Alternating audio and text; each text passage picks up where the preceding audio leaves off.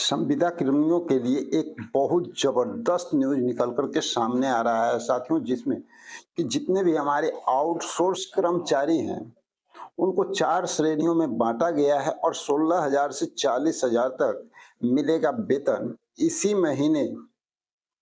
और खत्म होगा आपका इंतजार। और साथ ही यहाँ पर एक और जबरदस्त बात जो सामने आ रही, यूपी के 40 विभाग संविदा कर्मियों के लिए बड़ी खुशखबरी है।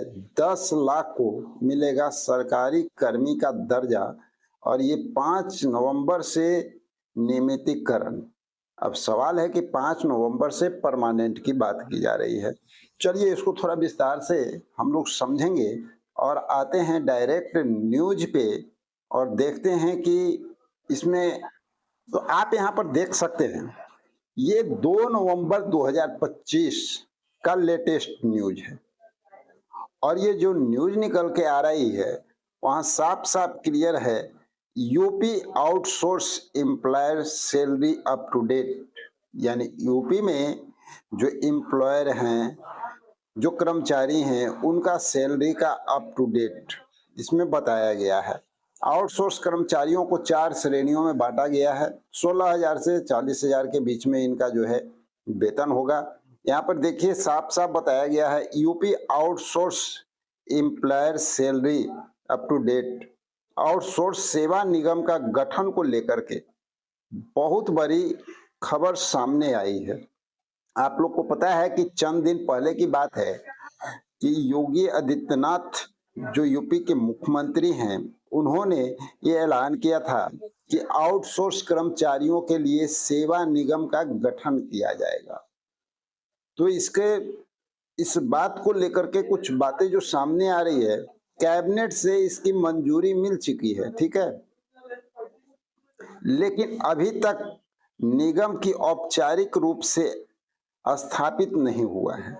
प्रदेश के लगभग 4 लाख से अधिक आउटसोर्स कर्मचारी वेतन वृद्धि, सामाजिक सुरक्षा और अन्य लाभों का इंतजार कर रहे हैं।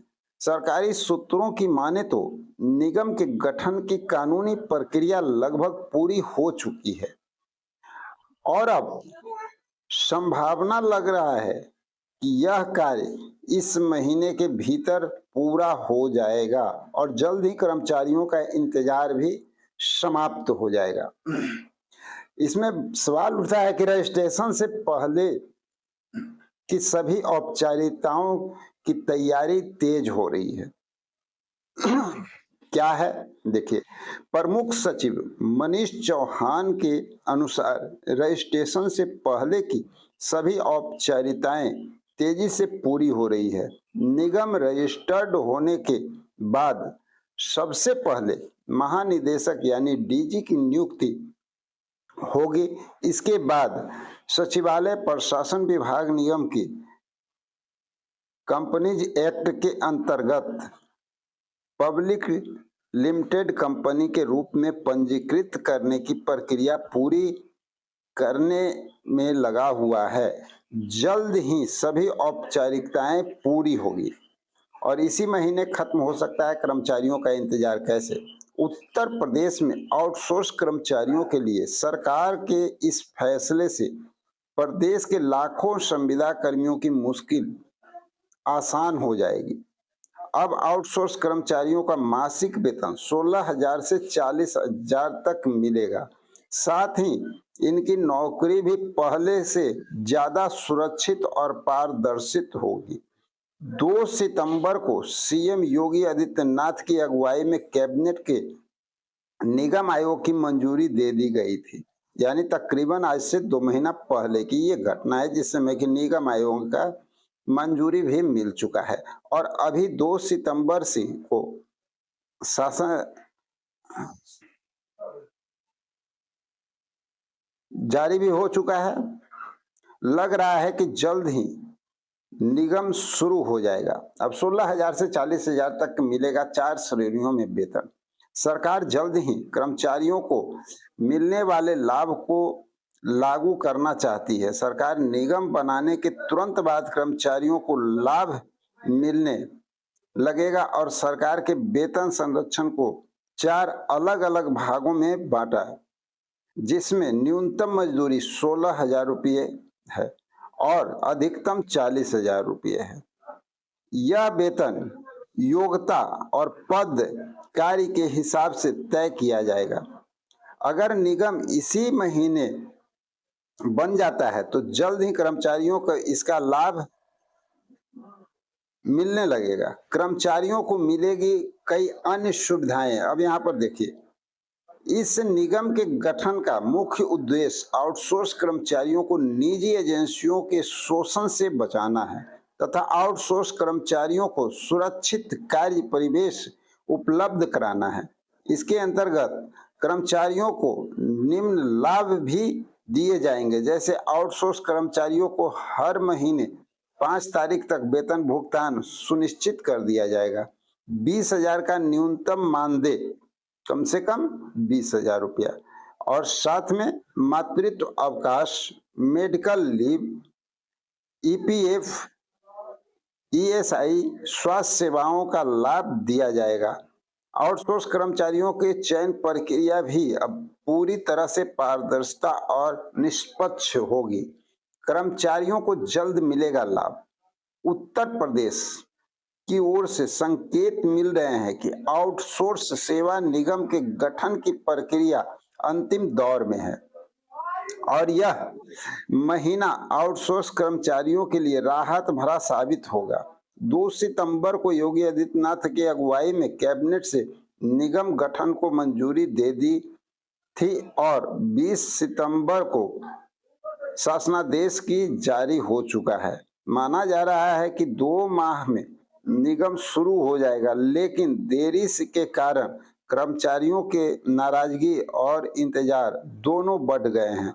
लेकिन अब जल्द ही कर्मचारियों को राहत मिलेगी। ये तो साथियों यूपी से निकल रहा था ये समाचार, और यूपी के लिए ये बहुत बड़ी जानकारी है, क्योंकि यूपी के भी संविदा कर्मी लगातार जो है अपनी मांग को लेकर के एग्रेसिव रहते हैं और उनकी मांग जो है एक तरह से कहीं ना कहीं सरकार मानती हुई नजर आ रही है। सेवा निगम आयोग का गठन होना एक बहुत बड़ी बात है, क्योंकि अब इसके माध्यम से बहुत बड़ी सुविधा भी यूपी के संविदा कर्मियों को मिलने जा रहा है, चाहे वो किसी भी डिपार्टमेंट से हो। अब हम बात करते हैं थोड़ा सा बिहार को लेकर के, क्योंकि बिहार में इलेक्शन का समय है और आप सभी लोग को पता है कि आदर्श आचार संहिता लागू है।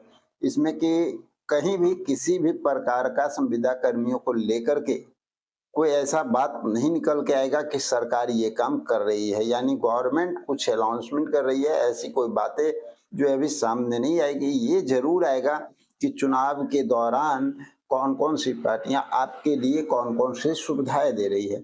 इसी को देखते हुए हम लोग अगर बात करें तो बिहार के जितने भी हमारे संविदा कर्मी साथी हैं, एक उम्मीद लगाए हुए हैं कि अब भी जो इलेक्शन का समय है, इस समय कौन सी पार्टी क्या हमारे लिए कह रही है।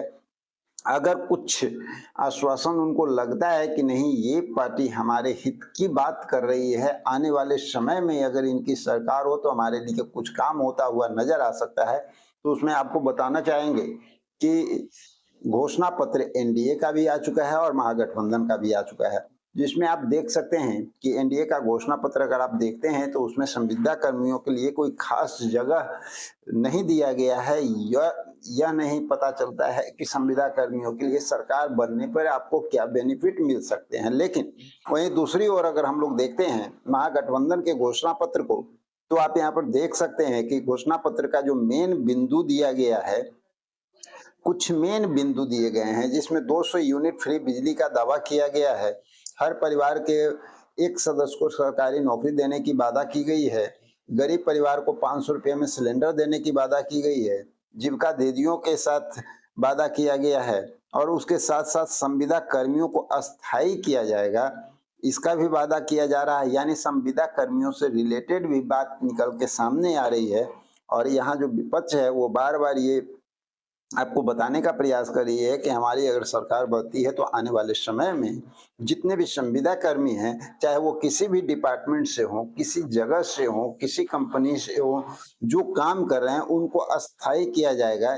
यानी यूँ कहा जाए कि राज्य कर्मी का दर्जा, सरकारी कर्मी का दर्जा भी उनको मिलता हुआ नज़र आएगा, एक परमानेंट हो जाएगा कि उनकी एक परमानेंट उम्र सीमा तय की जाएगी कि इस उम्र सीमा तक आप निश्चिंत होकर के काम कर सकते हैं। यहाँ पे कहीं किसी तरह की बाधा उत्पन्न नहीं होगी, आपकी सैलरी ऑटोमैटिक बढ़ेगी, यानी हर सुविधा, स्वास्थ्य सेवा सुविधा आपको मिल जाएगा, बीमा सुविधा मिल जाएगा और भी कई तरह के जो अवकाश होते हैं और भी जो भी सुविधाएँ आती हैं, सारी सुविधा आपको यहाँ पर मिलता हुआ नज़र आ सकता है।